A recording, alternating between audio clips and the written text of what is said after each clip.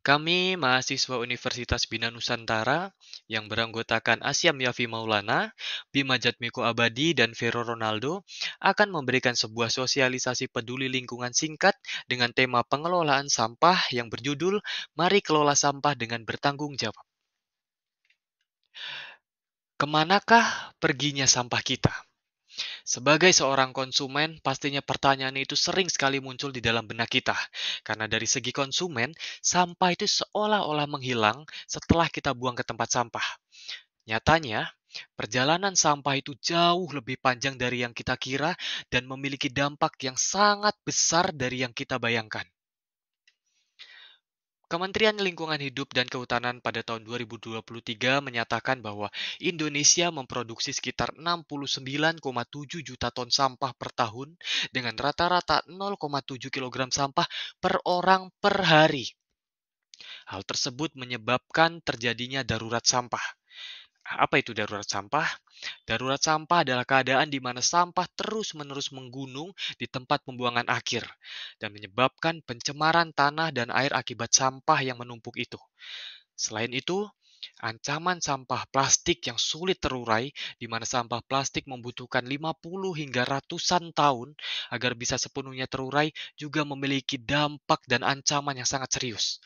Ditambah lagi, sampah-sampah tersebut memberikan dampak yang sangat buruk di lautan, di mana bahaya yang mengintai bagi biota laut dan juga bisa masuk ke dalam rantai makanan yang ada di laut yang menyebabkan tersebarnya mikroplastik di setiap biota laut yang ada di dalam laut.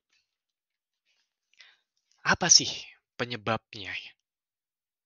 Penyebab utama dari penumpukan sampah tersebut adalah pola konsumsi linear yang dimiliki oleh sebagian besar konsumen, di mana pola ini diawali oleh mengambil, membuat, memakai, lalu membuang.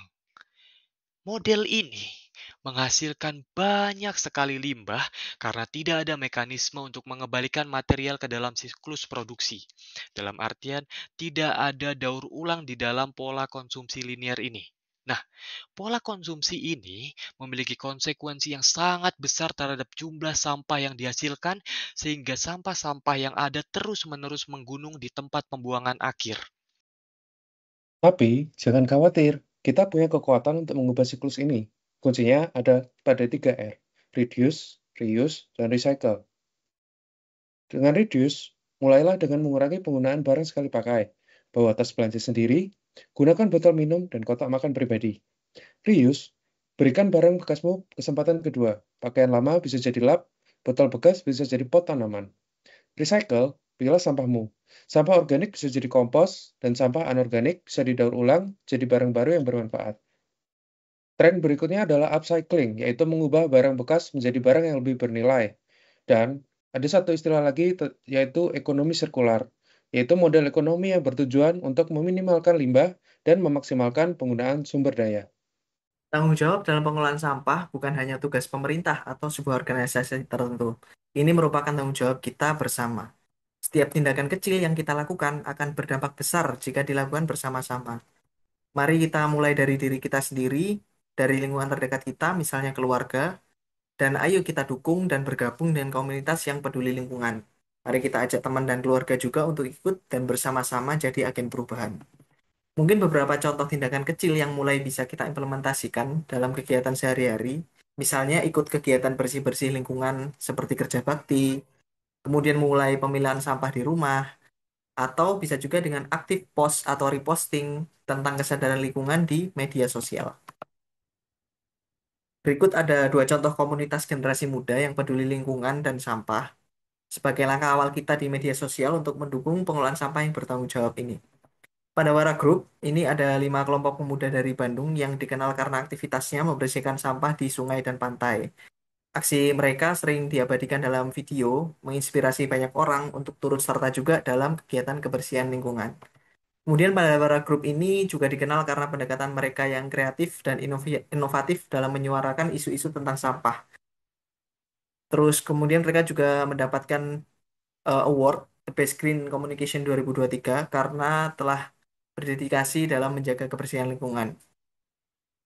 Bisa dicek di websitenya mereka, yakni pandawara.group. Kemudian ada juga komunitas selanjutnya, yaitu Our Conservancy. Ini didirikan pada tahun 2020 dan mereka berfokus pada konservasi laut di Papua khususnya. Untuk informasi lebih lanjut, teman-teman bisa cek di websitenya mereka, yakni ourconservancy.org. Ingatlah bahwa sampah itu bukan hanya masalah, tapi juga potensi jika kita kelola dengan baik dan benar.